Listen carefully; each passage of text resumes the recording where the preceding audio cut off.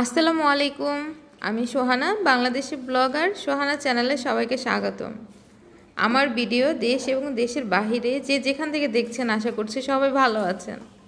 আলহামদুলিল্লাহ আমরাও ভালো আছি। তো ঘুম থেকে উঠে তো দেখছি অনেক বৃষ্টি, সারা রাত অনেক বৃষ্টি হয়েছে আর এখন তো বৃষ্টি হচ্ছেই। তো আজকে কাজ করতে খুবই অলস লাগছে, মানে আলসামি যেটা বলে। তো যাই হোক, আমি মাছ ভিজিয়ে দিয়েছি, আজকে মাছ রান্না করব আর শাক রান্না করব। তো মাছ কাটার জন্যে আমি মাছগুলো ভিজিয়ে দিয়েছি আর এখন আমি পেঁয়াজগুলো ধুয়ে নিচ্ছি, ভালোভাবে কেটে নিব।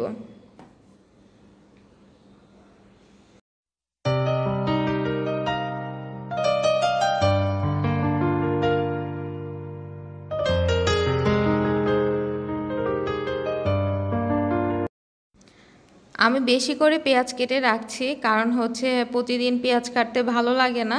তার জন্য আমি এইভাবে পেঁয়াজ কেটে বক্সে রেখে দিই 2-3 দিনের জন্য। তো আমার পেঁয়াজ কাটা শেষ, এদিকে হচ্ছে আমি মাছটা কেটে নিচ্ছি। আর সব থেকে আমার কাছে মনে হয় পোয়া মাছ কাটা সব থেকে ইজি, কারণ হচ্ছে এই যে পিঠের কাঁটাটা আছে না, সেটা আপনি উল্টা ধরে টান দিলে না চলে আসে, বটির সাথে একটু লাগাবেন, লাগে এটা এক আঙ্গুল দিয়ে টান দিবেন, বাস ছুটে যাবে, আপনার হচ্ছে কাঁটাটা চলে আসবে, এই যে ঠিক এইভাবে করে। তো আমার কাছে পোয়া মাছ খুবই ভালো লাগে আর আব্বু আম্মু খুব পছন্দ করে পোয়া মাছ, আপনাদের ভাইয়াও পছন্দ করে। তো আজকে আমি হচ্ছে বেশি করে পোয়া মাছটা বের করে রেখেছি, কারণ হচ্ছে কেটে ভালোভাবে ধুয়ে আমি ফ্রিজে রেখে দেব। তো যেদিন রান্না করব সেদিন বের করে নিব। আর একটা জিনিস দেখেছি ছোটোবেলায়, আমার দাদি পোয়া মাছের ভিতরে যে বেলুন টাইপের থাকে সেটা হচ্ছে রান্না করে আমার দাদি না খেত মাছের সাথে, কিন্তু আমি কখনো খাইনি, কেমন লাগে আমি বলতে পারি না। অনেকে আছে যে বেলুন কিনে, মানে মাছের ভিতরে যেটা থাকে সেটা ভাজি করে খায়। একদিন আমার না খুব ইচ্ছে, এইভাবে আমি একদিন করে খাবো। তো এই যে আমার মাছ কাটা শেষ। তো বড় মাছগুলো আমি হচ্ছে 2 টুকরো করে নিয়েছি আর ছোটোগুলো আমি আলামে রেখেছি।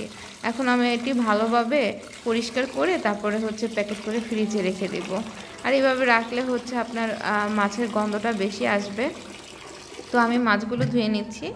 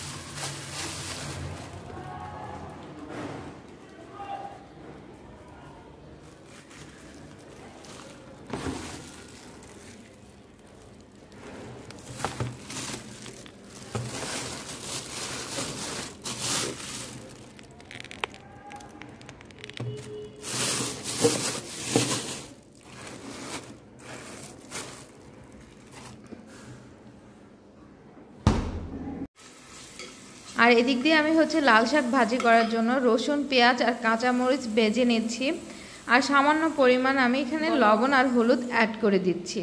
আর এই শাকটা আমি বেশ কিছুদিন ধরে, মানে 2-3 দিন ধরে আমি হচ্ছে ডিপে রেখে দিয়েছিলাম হাফ সিদ্ধ করে, কারণ হচ্ছে শাকটা বাহিরে এইভাবে রাখলে নষ্ট হয়ে যাবে, তার জন্য আমি ভাপে দিয়ে আপনার হচ্ছে ডিপ করে রেখেছিলাম। চলুন আজকে আমি একটু সামান্য আমার রুম ট্যুর দেখাই, গরিব মানুষ।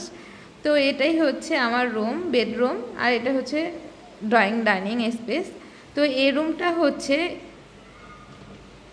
আমার ননদের রুম ছিল, এই রুমটা ওর বিয়ে হয়ে গিয়েছে, তো তার জন্য এই রুমটা এখন খালি আপাতত।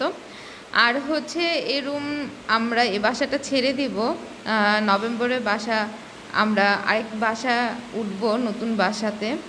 তো আমাদের তো 2জন মানুষ, এত বড় ফ্ল্যাটের কোনো প্রয়োজন নেই, তার জন্য হচ্ছে আমরা একটা ছোট্ট ফ্ল্যাট ভাড়া নিয়েছি সেটা আপনাদেরকে ইনশাল্লাহ সামনের মাসে দেখাবো। তো এখানে আমি যেটা দেখাতে আসছিলাম, এই প্রচণ্ড বৃষ্টি, দেখুন আপনি কি দেখতে পাচ্ছেন যে কুকুরটা কিভাবে বাচ্চাদের নিয়ে শুয়ে আছে। তো এখানে একটা বাচ্চা ছেলে এই কুকুরটার কাছে প্রায় 2 ঘন্টার মতন ছাতা নিয়ে বসেছিল। এখনও মানুষের মানবতা আছে, তার জন্যই তো এখনও পৃথিবী টিকে আছে, তাই না? এখনও ভালো মানুষ দুনিয়াতে আছে। তো এই যে কুকুরের জন্য ওর নিজে মানে মাটি খুঁড়ে দিয়েছে, সেখানে কুকুরের বাচ্চার জন্য জায়গা করে দিয়েছে, সেখানে আবার হচ্ছে কুকুরটার উপরে আপনার হচ্ছে মানে পলিথিন দিয়ে দিয়েছে যাতে কুকুরের বাচ্চাগুলো না ভিজে যায়। আবার নিজে আবার ছাতা নিয়ে এখানে বসেছিল বেশ অনেকক্ষণ। আমি যে ক্যামেরা ক্যাপচার করব সেটা না, আমি ওকেই দেখছিলাম, সেটা আমার খেয়াল ছিল না যে করি।